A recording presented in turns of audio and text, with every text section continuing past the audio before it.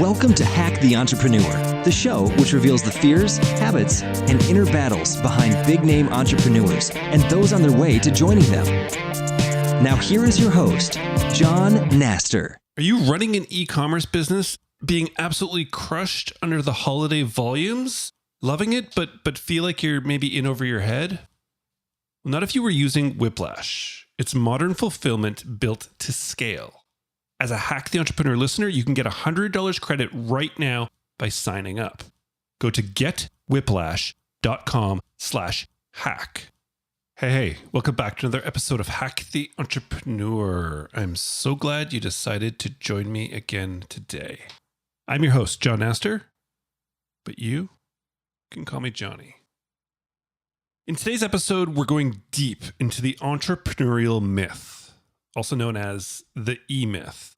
My guest is an innovator, best-selling author of 29 books, and a smart entrepreneur. His book, The E-Myth, was named by the Wall Street Journal as the #1 business book of all time. It is also the most discussed book ever on Hack the Entrepreneur and one of my personal favorites. The E-Myth has just celebrated its 40-year anniversary. And in honor of it, my guest is releasing his final book in the E-Myth series. This one is entitled Beyond the E-Myth. So for this conversation, I had a bunch of questions and a solid plan sort of laid out. But in our pre-interview conversation, my guest told me he was tired of answering interview questions that had been pre-planned. So he said he wanted to try and just throw all of it out the window and have a conversation about me. It's kind of interesting because my guest was exactly my age right now. When he started building this business empire 40 years ago, he was my age. So this is what happens when two people 40 years apart talk entrepreneurship and business. It gets a bit messy at times, but I think you're going to really, really enjoy it. All right, here we go. Let's go deep with Michael Gerber. Before we get going today, I want to take a moment to thank today's sponsor, Whiplash, modern fulfillment built to ship. If you're running an e-commerce business, Whiplash is your virtual warehouse. You send your products to a Whiplash facility, and when your customers order, Whiplash ships them, just like you would, but faster and cheaper. They have warehouse facilities in Detroit, San Francisco, Los Angeles, and London. So Whiplash will get your goods to your customers faster, no matter where they live. Plus, Whiplash connects easily with major shopping carts like Shopify, Magento, and Bandcamp, so you can get up and running faster. Remember, if you're being crushed this year under the holiday volumes and feel like you're in over your head, you wouldn't be and you won't be again if you're using Whiplash. Contact Whiplash now, so this goes down in history as the very last holiday that you shipped yourself. Don't get stressed out. Get Whiplash. Go to getwhiplash.com/hack. That's GETWHIPLASH. Getwhiplash.com/hack right now. And for being a Hack the Entrepreneur listener, you get an exclusive $100 credit for getting started today. Go to getwhiplash.com/hack.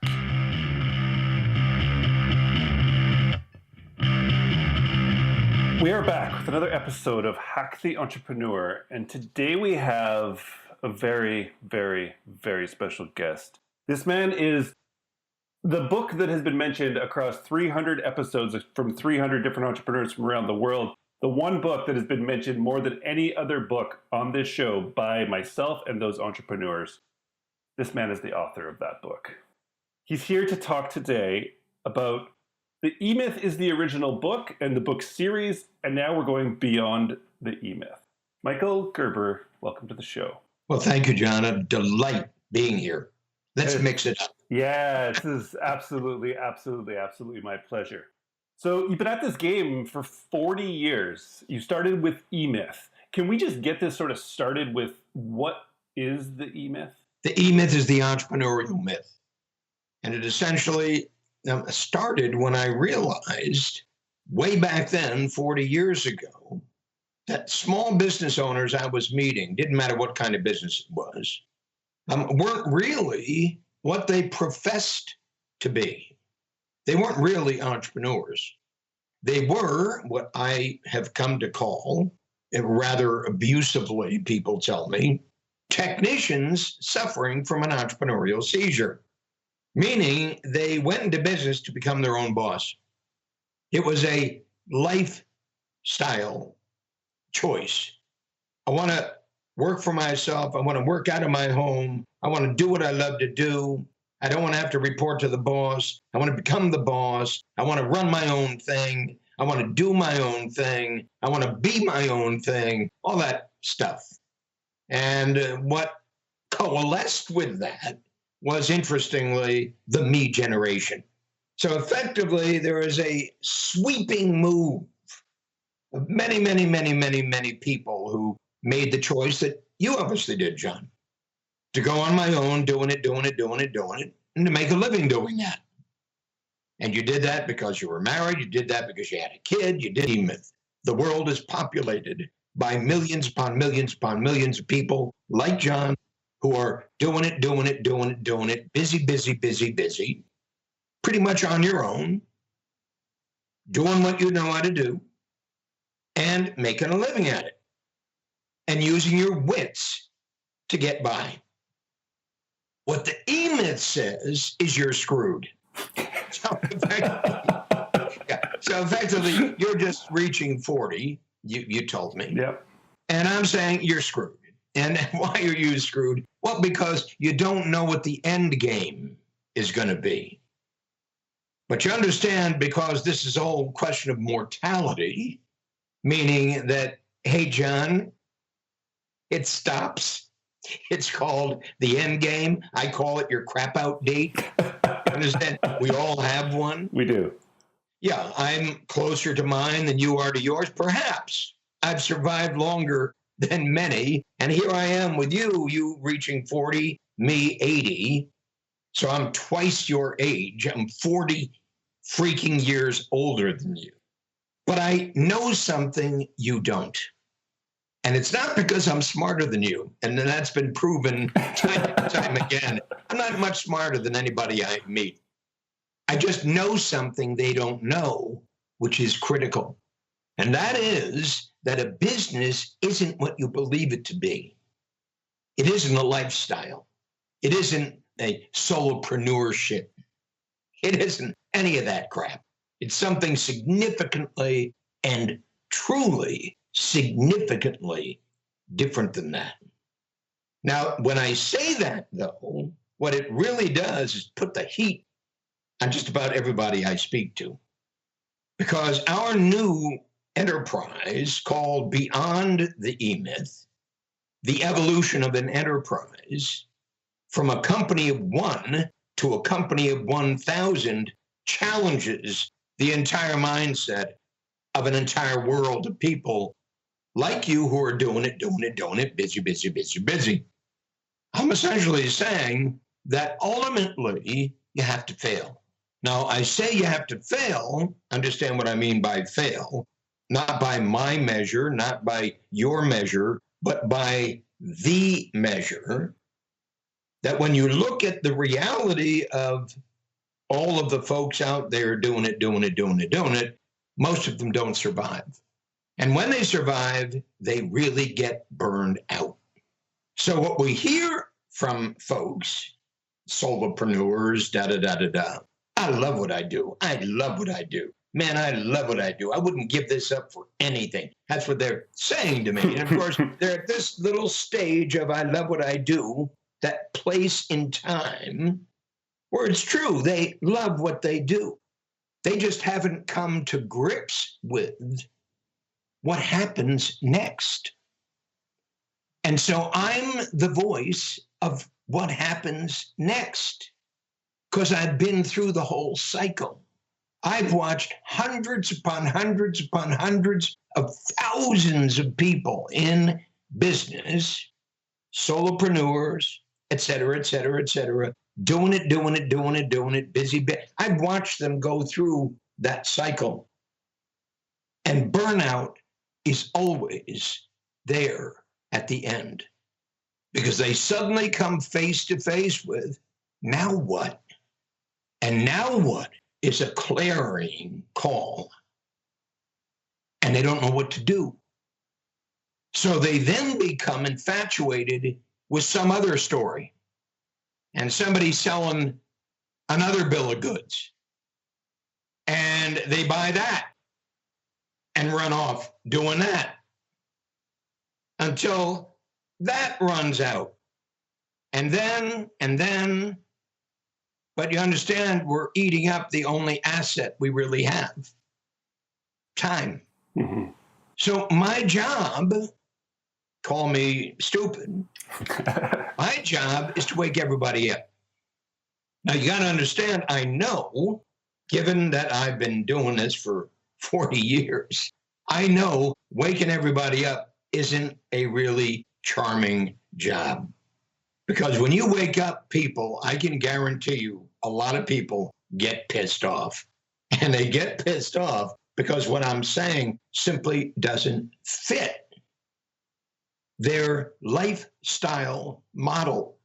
They'd prefer to believe that where they are is really good news.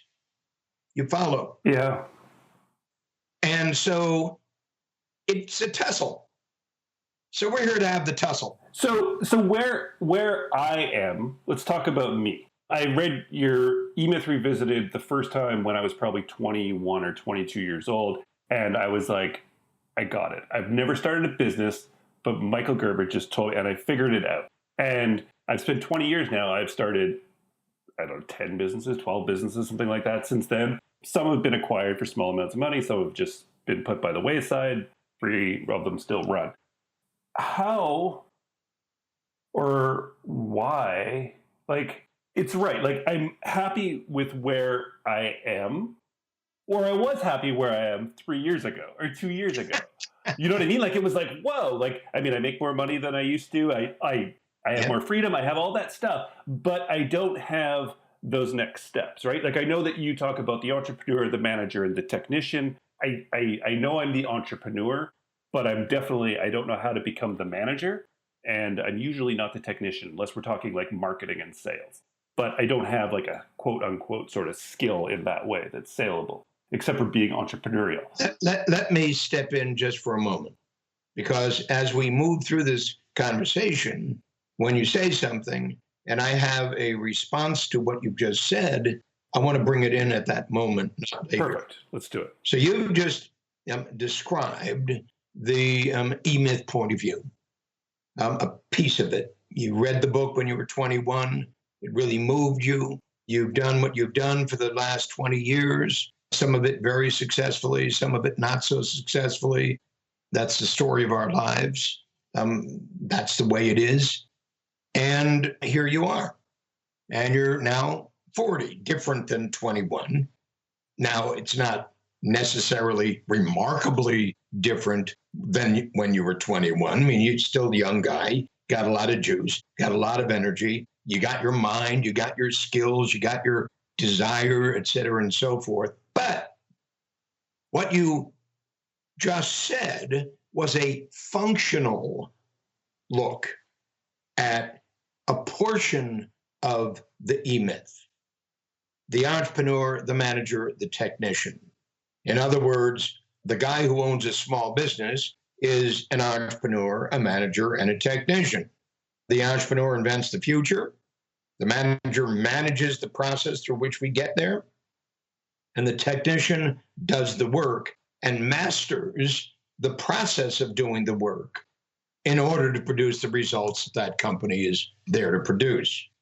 Now, what you also said is, but you're not really a great manager.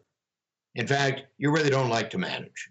You are a really good technician, meaning you're disposed to doing the work. And you got a really lively imagination. But I'm going to suggest, as I do in my new E-Myth book and my last E-Myth book, I've written now 28 books. My last E-Myth book, Beyond the E-Myth, the evolution of an enterprise from a company of one to a company of 1,000, what I do for the very first time is define what an entrepreneur is. So you understand, I defined what a business person is, an entrepreneur, a manager, a technician. I defined what a technician does, what a manager does, what an entrepreneur does, but I've never defined what an entrepreneur is. In Beyond the E-Myth, I do that. And so it's really important to understand what an entrepreneur truly is. This is a universal principle. It's not a principle, hey, John, an entrepreneur is this or that or this or that, et cetera, and so forth. There are 4 very critical components of being an entrepreneur. The first of which is called the dreamer. The second is the thinker. The third is the storyteller. And the fourth is the leader. These are skills. The dreamer, the thinker, the storyteller, the leader. The dreamer has a dream. The thinker has a vision. The storyteller has a purpose. And the leader has a mission. A dream, a vision, a purpose, and a mission. Now, let me put that into context for you. And you'll understand that what I just described is the process.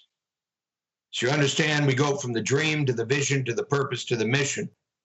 Without the dream, the vision is thwarted. Without the purpose, the vision is nonsensical. Without the mission, nothing's going to happen. So effectively, these are absolutely essential. Now, people would say to me, yeah, but everybody doesn't have to be the dreamer, the thinker, the storyteller, the leader. They can hire a thinker. They can hire a storyteller. They can hire a leader.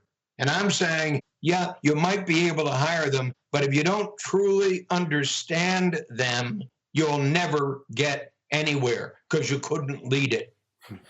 So I'm putting a context where a context has never existed before, not in any of my books. So in my case, so that we can I'll bring it to a complete story. In my case, my dream in 1977, when I started this, my dream was literally to transform the state of small business worldwide. We founded our first business development firm.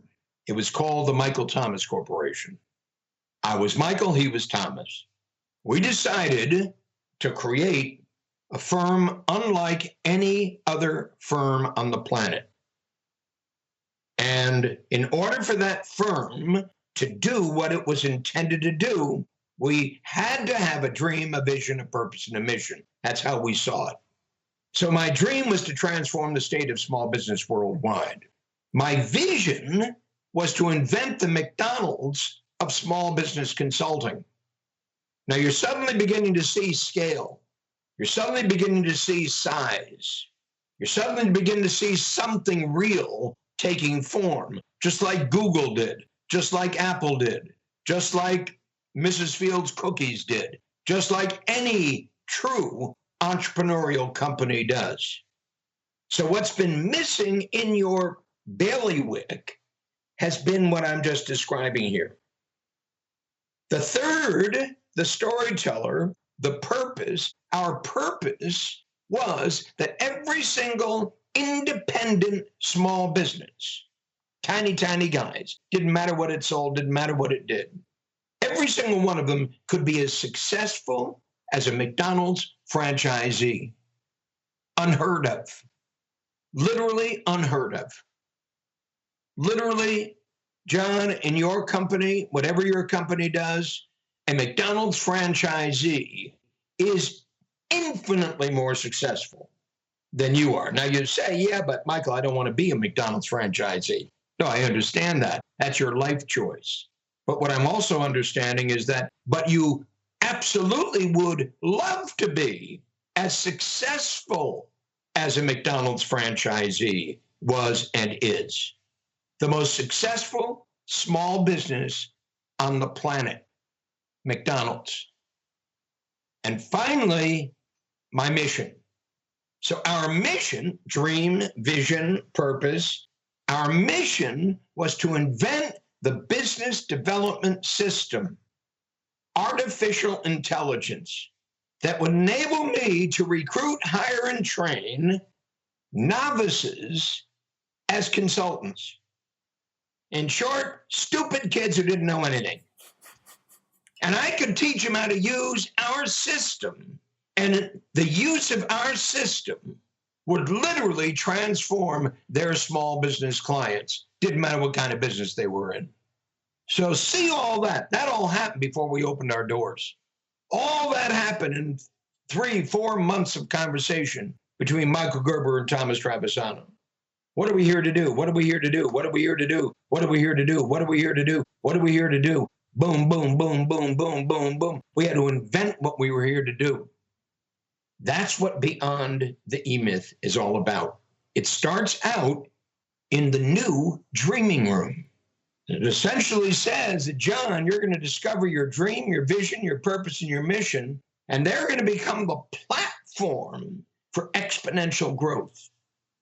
And every bone in your body has got to react negatively when I say that, because you're living in your Veltron and you're living in your world, and your world doesn't include 1,000 people, meaning John doesn't want to create McDonald's, in quotes. John wants to do what John wants to do. I'm suggesting, John, time to go to school. Time to go to school. What school? Gerber School.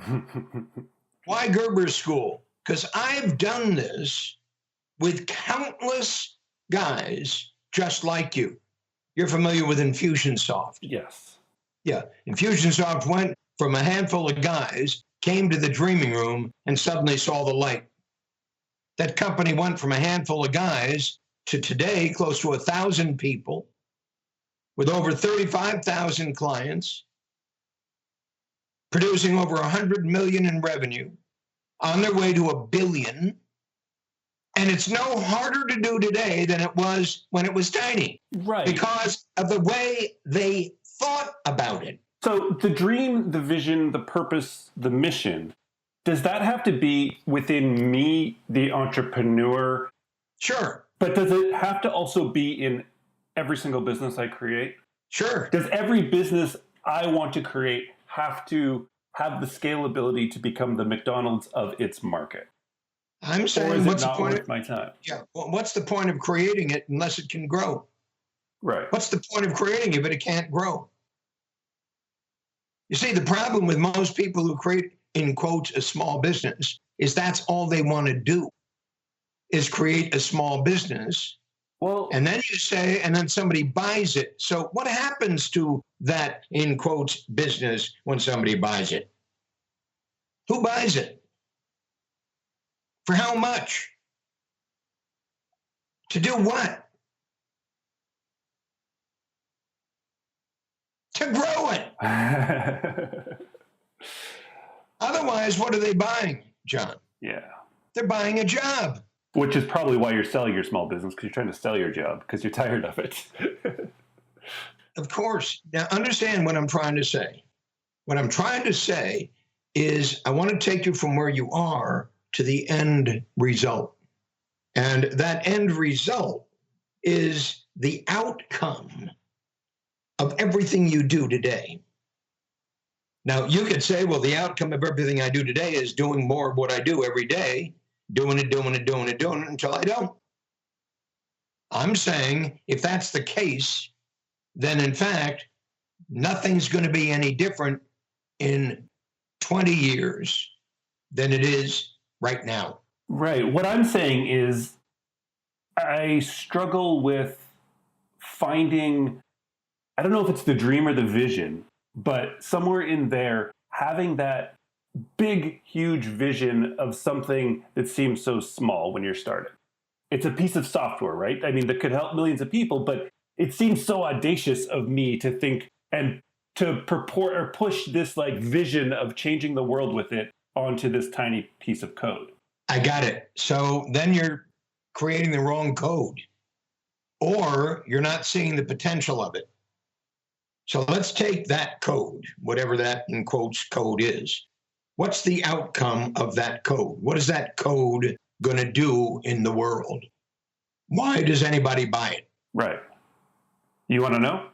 Yeah. Okay, so the code is to help every small business person create an awesome website easily that's safe, secure, and fast and can get them out to Okay, cool. Now, I just heard that. Perfect. Okay, I'm not meaning it and diminishing that.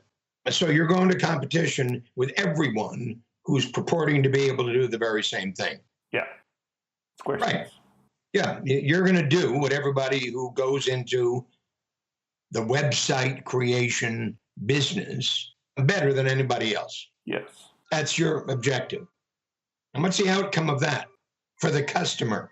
They can reach their audience through the internet easily and securely and fast. To do what? To sort of cause a ruckus within their marketplace, to get out there. To do what? To make noise in their marketplace and be heard. Finally have a home on the internet. Yeah, but why do they want to make noise in their marketplace and be heard? Because they want to change their life and family's life with a small business. Well, how are they going to transform their life and their family's life with their small business? By being profitable. I'm asking you to focus on results, not on work. Okay. So effectively what you're saying is by doing what you're doing, bear with me. Yeah. Just stay with me. Follow the conclusion. You're effectively starting your company in identically the same way as Apple did. The only difference between what you're doing and Apple did is the difference between you and Steve Jobs. Now, understand Steve Jobs, there's nothing, had no particular, in quotes, talent that you can't find on the street everywhere. He dropped out of college in his first year. He went on a spiritual search in India and dropped out of that too. Came back home and got a stupid job and dropped out of that too because he really wasn't very good at it, and had an idea and went to his father's garage with Wozniak, and utilizing Wozniak's skill and Jobs' vision and determination, created their first product. Apple was born. But Jobs didn't just want to sell shit. Mm-hmm. Jobs had this huge picture. Now, I wasn't there with Steve. I don't know how we would say that huge picture. But when you saw the first commercial of Apple in the Super Bowl, first time, do you remember that? No. Okay, go back and look at the first commercial for Apple Computer in the Super Bowl, where he took on IBM in their commercial. Took on Big Blue in their commercial and transformed the world. Because he didn't just go into, in quotes, the computer business.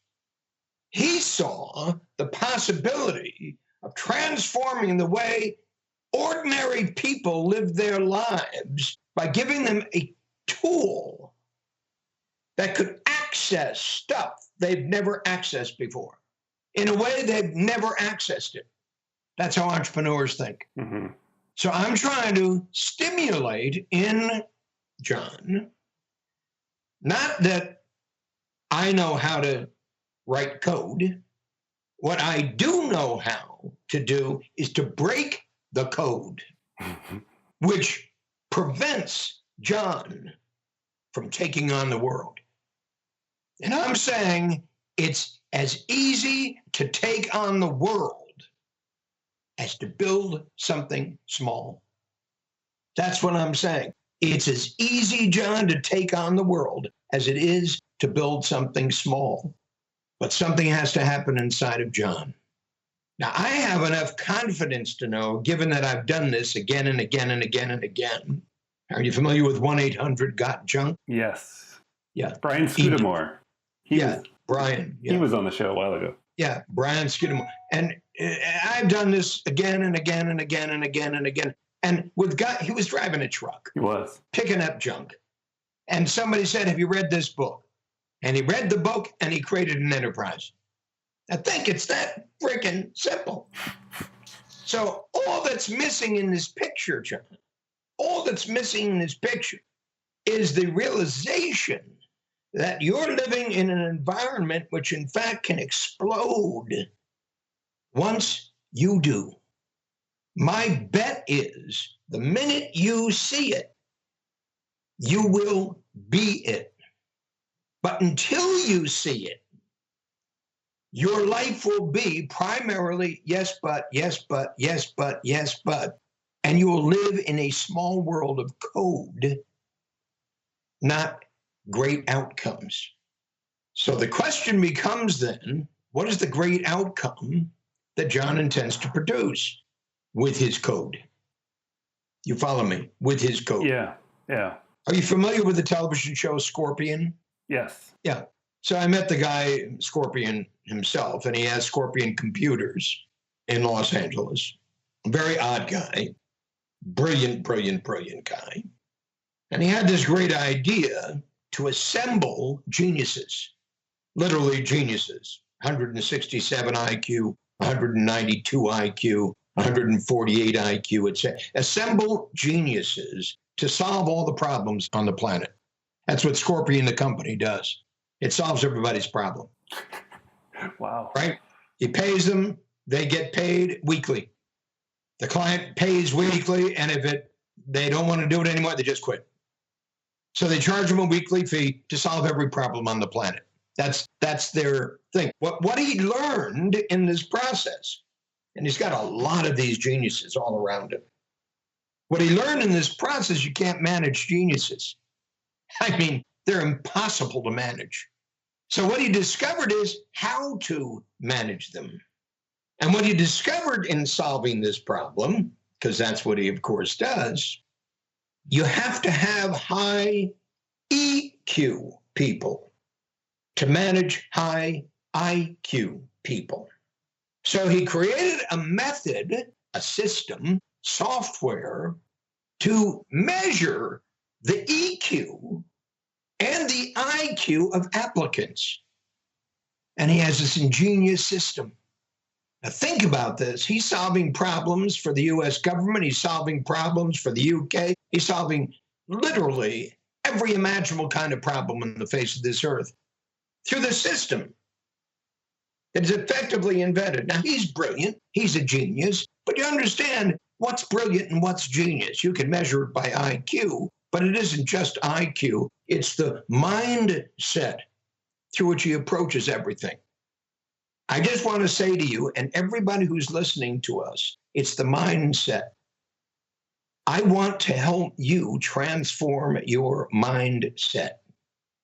And in the process of transforming your mindset, every single thing you do will be altered exponentially. The other piece of it, though, is to not think about results in a negative way. And that comes out of yes, but, well, if I do that, then I'm going to have to move from this office. I'm then going to have to hire somebody, and then I'm going to have to get money, and then I'm going to have to, the parade we go down? Yeah, all that's bullshit. All that's just complete bullshit. I mean, that's all just bullshit. So that's all the stuff that keeps us from actually awakening the inspiration within us to take on the biggest challenges on the planet. I want to help you accomplish that. I want to help everybody who's listening to us accomplish that.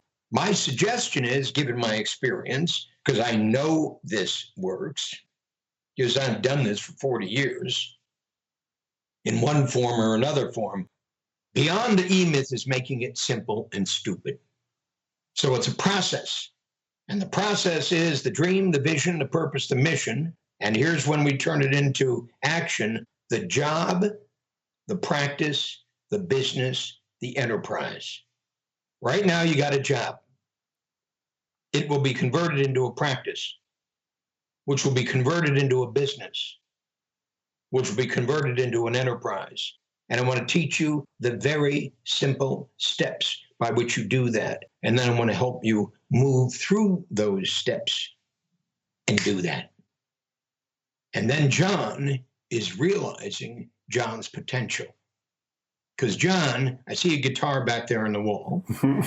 I know you write code. I know you play music. I know you love your family. I know you love your kid. But I also see behind your eyeglasses a running stream of ideas, thoughts, stuff that it takes you here and takes you here and takes you here and takes you here. Whatever you do, you know that, right? I can see right through you.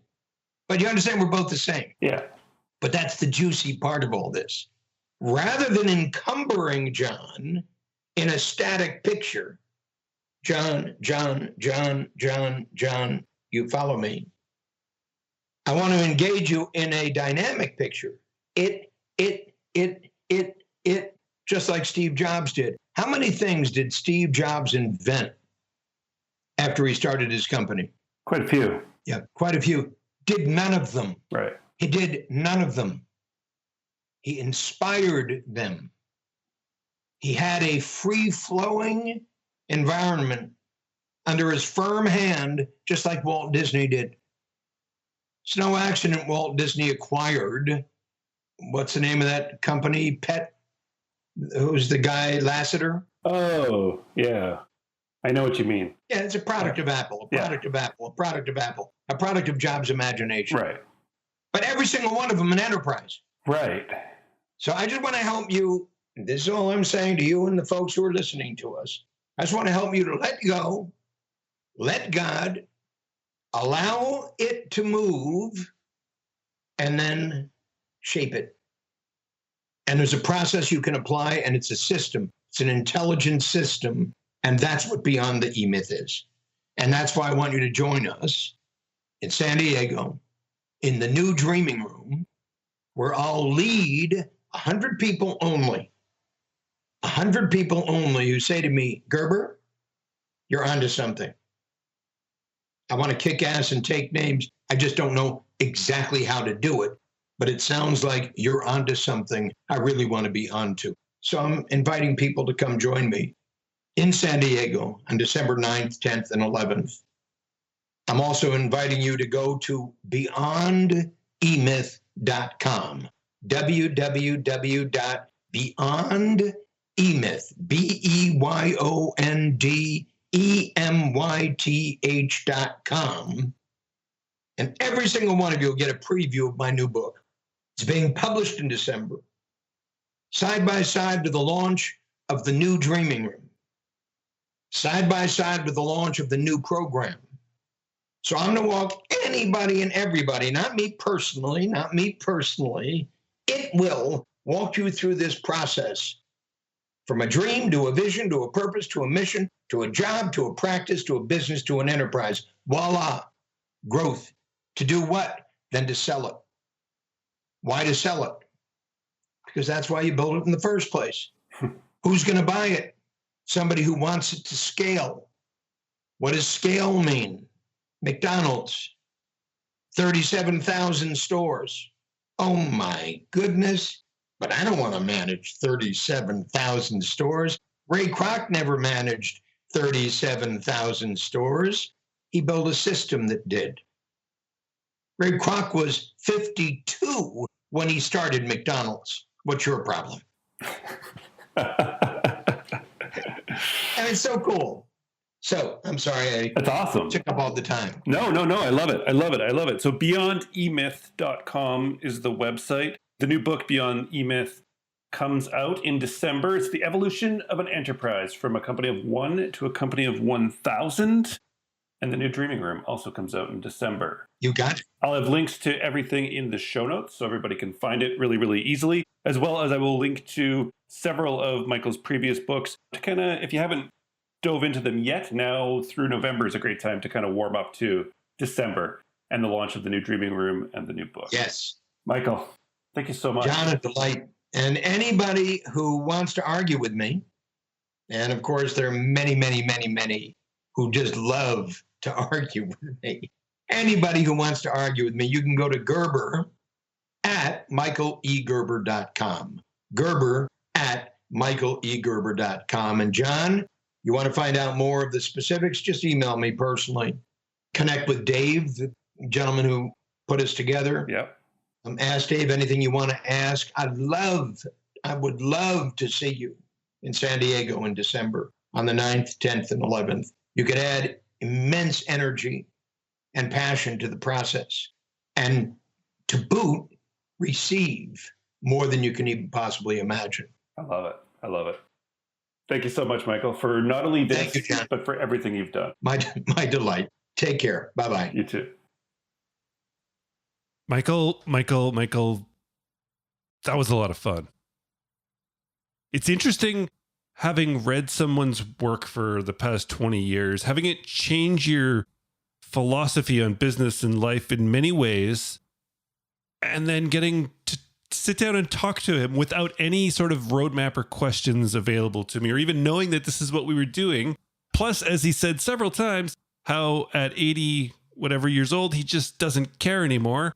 So it it puts me in, oh, it's amazing. It's amazing. I'm not complaining, trust me. It's an amazing position that I got put into.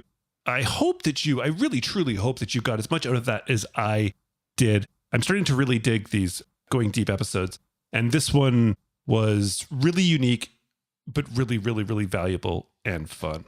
HackTheEntrepreneur.com is the website to get the links to everything we talked about, but BeyondEMyth.com is the book and the site for the book. But you can pick up the book now, Amazon, anywhere you buy books. Again, I mean, he sold tens of millions, I think, books at this point in his life. So Beyond the E-Myth is the final one of the series, and it will go on to sell, I'm sure, a lot of books. So as he said, it's like 100 pages long, and it just lays it all out. I cannot personally wait to get my hands on the book. I haven't had a chance yet, but I without even reading it, I strongly urge everyone to go spend the $10 or $20, whatever it costs, to get the book at Beyond E-Myth.